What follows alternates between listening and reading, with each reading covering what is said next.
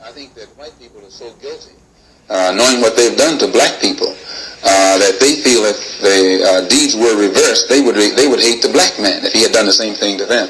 So it's actually, it reflects a guilt complex on the part of whites when they ask us, do we hate them? And if you notice, Uncle Sam has formed a habit of going all over the world. He calls it the ugly American, or the American image. He thinks that everybody hates him because it's a guilt complex. And if you think that if you are worried about Europeans hating you, and they're your allies and your cousins, well, naturally it would follow for you to think that Negroes in this country would hate you, especially in light of what has been done to black people in this country by white people. We don't teach hate. Mr. Muhammad teaches the truth. And he teaches that our people should unite among ourselves and try and solve our own problems instead of trying to force ourselves upon whites and blame them for our plight. The problem isn't personal and it's not individual. Our problem is collective. And just as Negroes suffer collectively from the collective attitude of white people in this country, you can't approach it on an individual basis. And this is where whites make their mistakes today. You should ask the Negroes who are being bitten by dogs after professing love for white people. If you notice, they accuse Mr. Muhammad of teaching hate.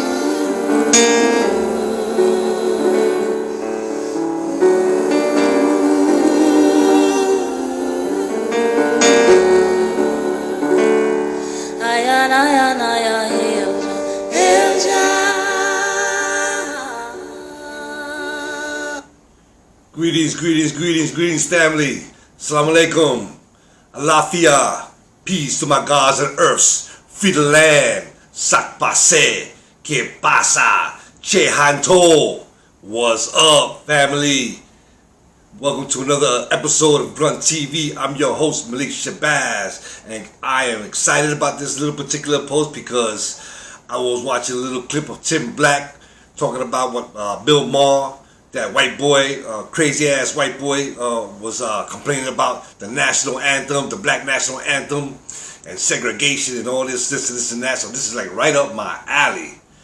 But I also, before I go further, I just want to remind everybody again, this is the space is dedicated to bringing honest and truthful information to black, brown, and indigenous community specifically, and to all those who seek truth. And don't forget, mash that like button, subscribe, and don't forget to leave your comments, because I read all of your comments. Alright, let's get it on.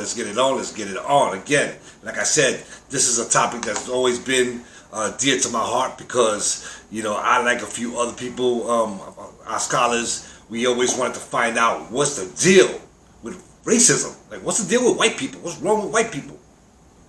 Alright, and I'm going to reference... I'm going to reference 1, 2, 3. I'm going to reference 4 people who have explained this phenomena of racism better than I could ever explain it.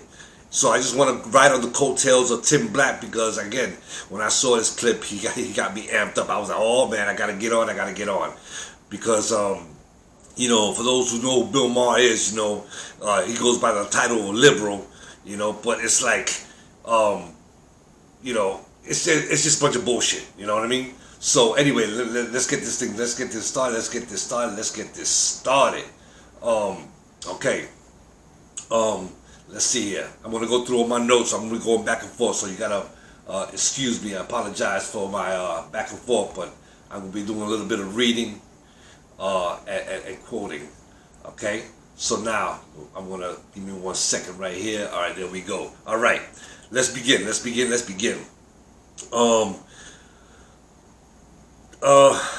want to fast forward and take it just a few steps further than Tim Black. I just watched the clip, so I don't know how much further he went on there.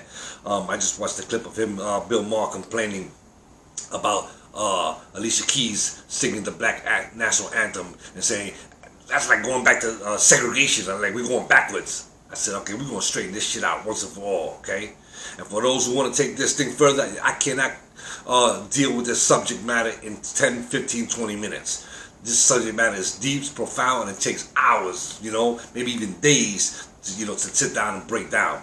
But I'm going to give you the highlight points so you can further your education on this, so we can understand white people a little bit more on this whole thing on racism. Okay, the four people I want to reference, I'm going to be referencing in this particular podcast is Dr. Francis Cress Welsing, Stephen Biko, Neely Fuller Jr., and Franz Fanon. Okay, now let's begin with this whole thing about what Bill Maher was talking about segregation. What you see, this is the trickery of these white liberals who try to use these this verbal diarrhea, these mental gymnastics, making people go through mental gymnastics to try to figure this thing out. So I'm going to read, okay? Like I said, I'm going to be reading a little bit, so bear with me, all right? This is what Stephen Biko, when he talked about integration, this was his analysis. He said, to start with, integration is the main goal and can only work with the agreement of both parties. But this has to be done on the same level and not with the whites negotiating from a superior position. See, and that's the thing. Every time they're talking about, black folks or whatever, it's on their terms. And I said, and all of us, fuck that. We ain't having that shit no more, right? We don't got to that level already, Mr. Maher, all right? We don't got to that level. So we gonna straighten you out. And I know you probably disagree. You can talk all your shit. You got that platform, and just because you got that platform, you got money, people think that you got what you say has any value. But that's just bullshit. That's the people that don't really understand and not really thinking about what you're saying. Okay. So again, now he says we're going backwards. That this is going back to segregation. Well, let me straighten that out real quick. Gentrification. Hey Bill, you familiar with gentrification? And all that is a fancy word for eviction, okay? Because we have always been segregated. Just because we could sit in the same countertop or piss and shit in the same bathroom, and shop in the same store, you think that we're integrated? No. In fact, I question, where do you live at? How many black folks live in your neighborhood? That's just a question thrown out there. I don't know, but I'm gonna try to see if I can find that out. But again, and also he says that a quote from him: that the students in colleges are going through a awareness of race. Well, who caused that? We wouldn't have this race problem if it wasn't with white folks that created this shit in the first place. Okay? Y'all the motherfuckers that create that shit. Okay? So now since we you see what he's afraid of is that not that we're aware of race, is that we're more conscious of what white folks have been trying to do. So, again, and isn't it funny that white people, especially what they call liberals, they always want to sit around the kitchen table talking about and talking for black people as if they got all the answers? No, let me continue. True and real integration means the uplifting of every group and its members. Justice, respect, and the fusion of two cultures usually comes with real integration. But as long as the society is set up in a hierarchical structures between whites and blacks, there is no real integration possible. Again, they fool people, making them think that we can piss and shit in the same toilet, and we can drink at the same fountain, and we can shop at the same stores and eat in the same restaurants, that we integrated. No, that's not integration. That's not integration. Okay, all y'all want to do. See, one thing about liberals, and I read I've been trying to find this essay and I still can't find it, but I'm going to look for it. That Stephen Biko gave a critique. And one thing about white folks, when they set this thing up, like I said, it's on their terms, and the structure, the fundamental structure of racism is never changed, but it just gives the illusion of change because all of a sudden we can go to the same bathroom and eat the same restaurant and shop at the same stores. But just for the record, let me just read to those out there who don't know. I'm going to give you see, for too long, white folks have defined Africans and more importantly, they have defined racism for us. But that's all done with. We're gonna throw that into the trash can of history. We don't pass that. You know, a lot of us don't know, but the message is getting out clearer and clearer. So what I'm gonna do is, for those out there, and especially for people like Bill Maher, I'm gonna read you the functional definition of racism. Y'all can say whatever y'all want to say. Y'all can put it in your dictionary, whatever you want to put. I don't give a damn. But the operational, functional definition of what racism really is, this is it. And this has been written by our master teacher, Dr. Francis Cress Welsing. And it goes as follows. Racism, white supremacy is a local, national, and global power system dynamic structured and maintained by persons who classify themselves as white, whether consciously or subconsciously determined, which consists of patterns of perception, logic, symbol formation, thought, speech, action, and emotional response as conducted simultaneously in all areas of people activity: economics, education, entertainment, health, labor, law, politics, religion, sex, and war. For the ultimate purpose of white genetic survival and to prevent white genetic annihilation on planet Earth, a planet upon which the vast majority of people are classified as non-white by white-skinned people, and all of the non-white people are genetically dominant compared to the genetic recessive white-skinned people. There you have it. Now, I'm just going to break down a little bit. What does this mean? Okay, if you live in America, this applies around the world, you know, to a degree. But if you live, we're dealing with America. But if you live in America, you're born, okay? You were just born. Now you're going through school, and whatever you decide you want to be. If you want to be a doctor, you got to go to white schools. You want to be an actor or actress, you got to go to white Hollywood. You want to be a singer, a rapper, or an artist, you got to go to white radio station, white controlled music industry. You want to go to into law, you want to become a lawyer, you got to go to white law schools. You want to in labor, you got to go to white controlled labor institutions and labor controlled that's controlled by white people. What else?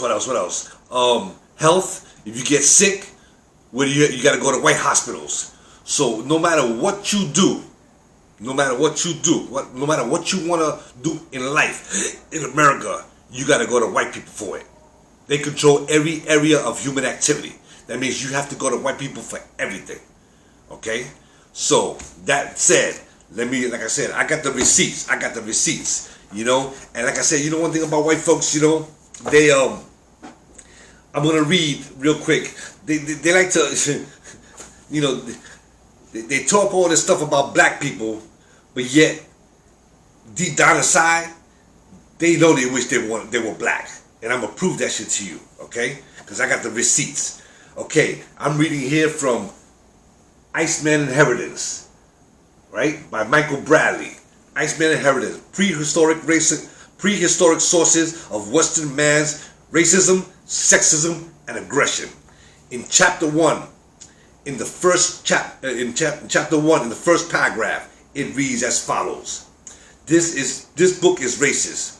For among other things, I will attempt to show that racism itself is a predisposition, but of one race of mankind, the white race. He also goes on to say, nuclear war, environmental pollution, resource rape are all primary threats to our survival and are all the result of a peculiar category behavior. White values, white psychology.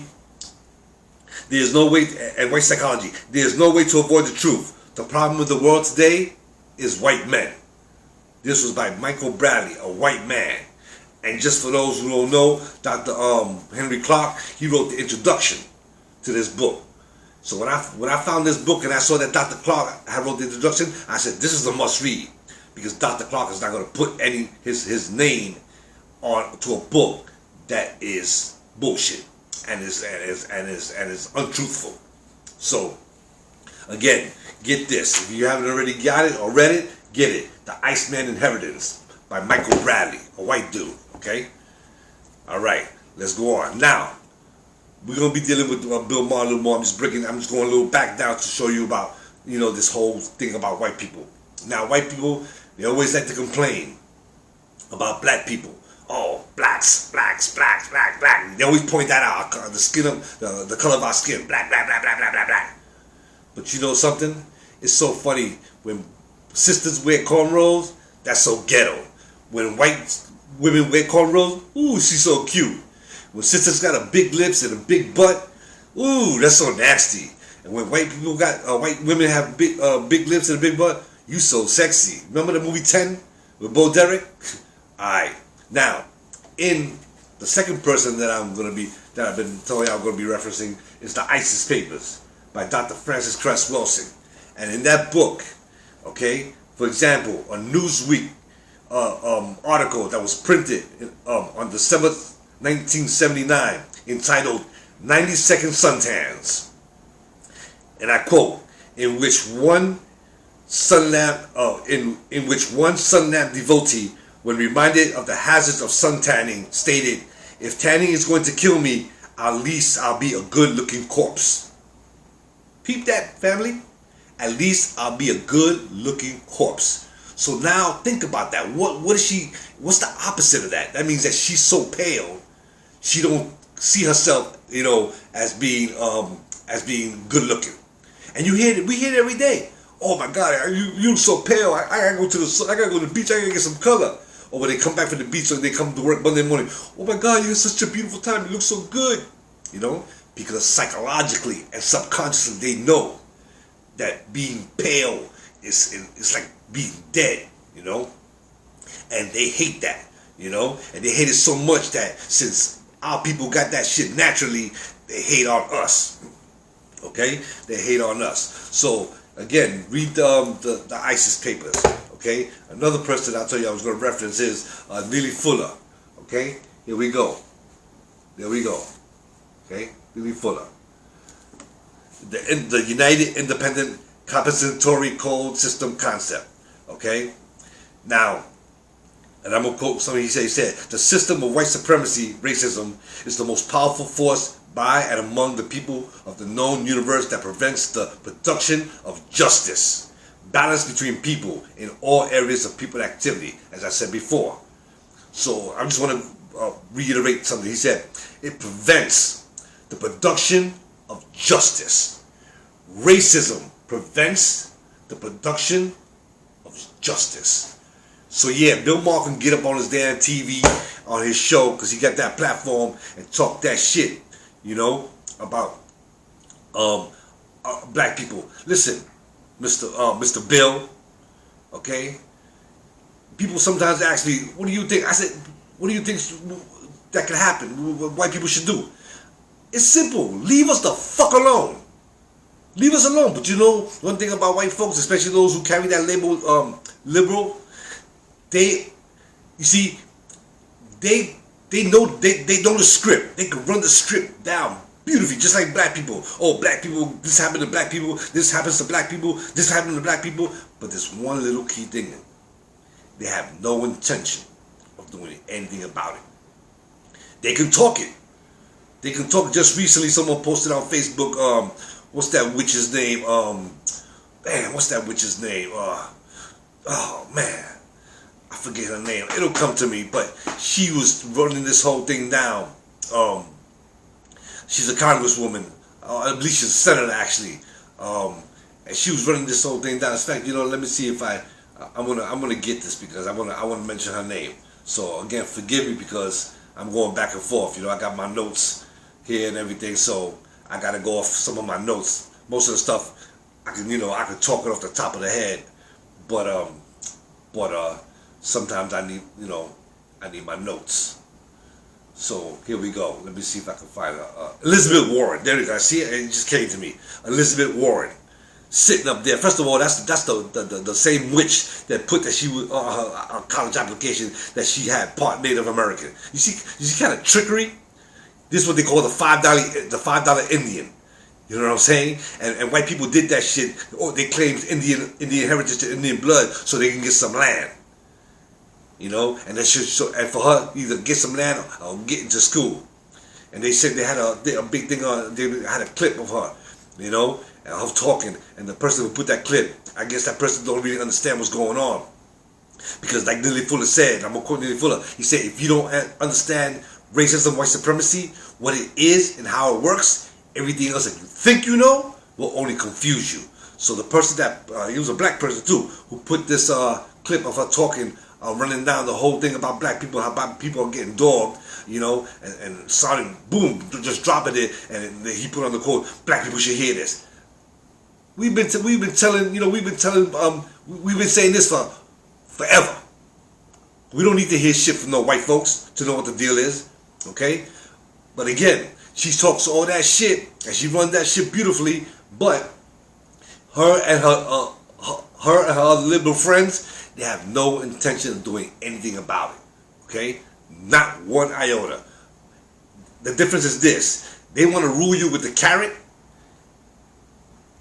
and the Democrats, like the Democrats and the Republicans, want to rule you with the stick. That's the only difference. That's the only difference, you know. And another one, you know, I give props as props is due, but we sometimes we get this thing twisted. Another person that's been dealing with racism for a very, very long time, and her name is I'm getting her name right now, so bear with me. The hell is her name? Oh shoot, Jane Elliott. Jane Elliott. Okay.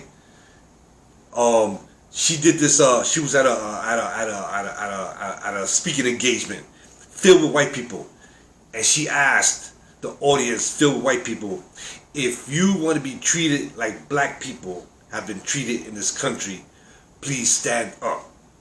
And nobody stood up. So she repeated, said, I don't think you understood the question. If you want to be treated, if it's okay for you to be treated the same way black people have been treated in this country since the beginning, please stand up. And nobody stood up. She said it one more time, and still nobody stood up. So she goes, well, what that means is that you know that it's wrong and you don't do it. And let me see what it says. She said, that says that you know what's happening and you don't want it for you. That means you know what's happening.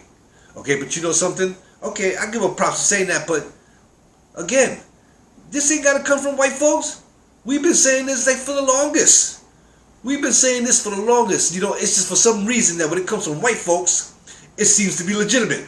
Oh, since a white person said it, ooh, that must be true.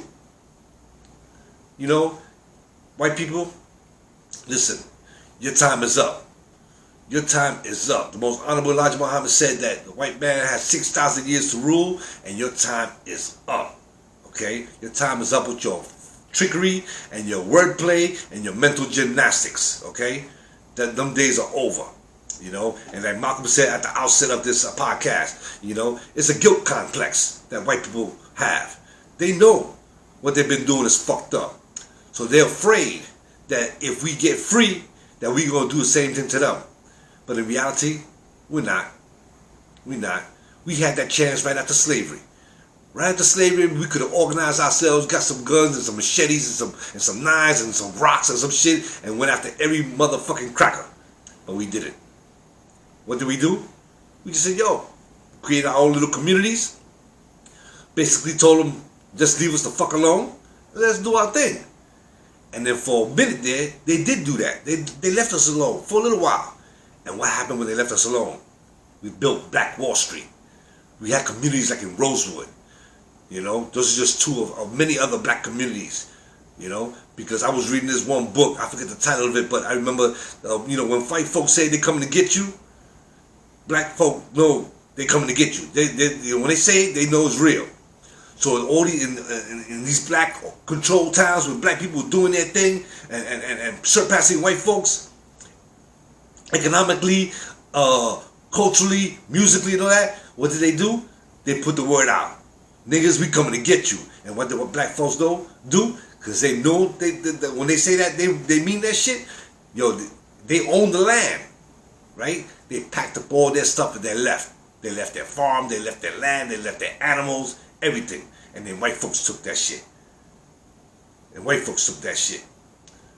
So, again, Bill Maher.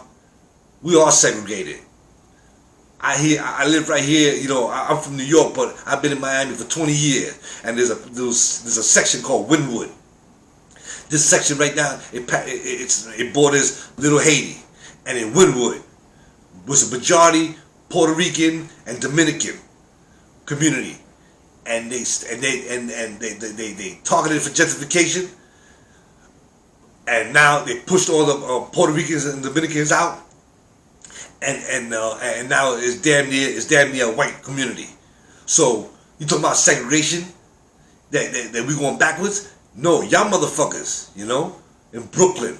In fact, I remember reading an article with Spike Lee. I think it was Brownsville, Brooklyn, where he lived at, by a park. And the Africans in that particular community have been drumming in that park on Sundays for years. For years. Then they targeted that particular community for gentrification. As soon as white folks start moving in there, they start calling up the police. Hey, these niggas are fucking drumming. They're making all that fucking ooga booga booga noise. You see, that's how white folks are. As soon as they move in, everything bothers them. Everything bothers them. The only black people that white people like is the ones that are shuffling, shucking and jiving, smiling, you know, playing basketball, baseball, not saying a goddamn thing about nothing. But the minute a black man or a black woman stands up and starts talking the truth, all of a sudden the tune changes. Oh, why are you so divisive? Why are you this? Why are you so divisive? We are very divisive. We are very divisive because America is divisive. Okay, America is divisive. You know, and they complaining about Africans playing the drums in that park. Don't you recall when the drum was outlawed by the slave master among the Africans here? They brought the Africans here and the native peoples who also used the drum. What did they do? They outlawed the drum. So it ain't no different. It ain't no motherfucking different from then to now. You see, as sad as it is, I always tell people, asking white folks to love black people is like asking them to commit suicide. And they're not going to do that. They're not going to do that because white people make up less than 1/10 of the global population. They are genetic recessive. That means that they cannot duplicate themselves with nobody on the planet. The only one that can give a white man a white baby is a white woman. And because the white man has abused his own white woman, the white woman during the 60s took her bra, burned her bra, said, fuck that shit, I'm going to either be a lesbian or I'm going to marry a black man. Fuck the white man. And so now their birth rate has gone down on a global scale. You got places like Russia who actually paying white families to have more babies. This whole thing about abortion, you know, trying to do away with abortion, trying to make it illegal again.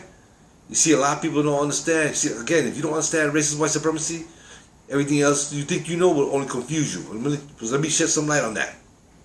The reason that they're making abortion, they want to make abortion illegal, because too many white women are aborting their children, and they don't want that because they're being outnumbered.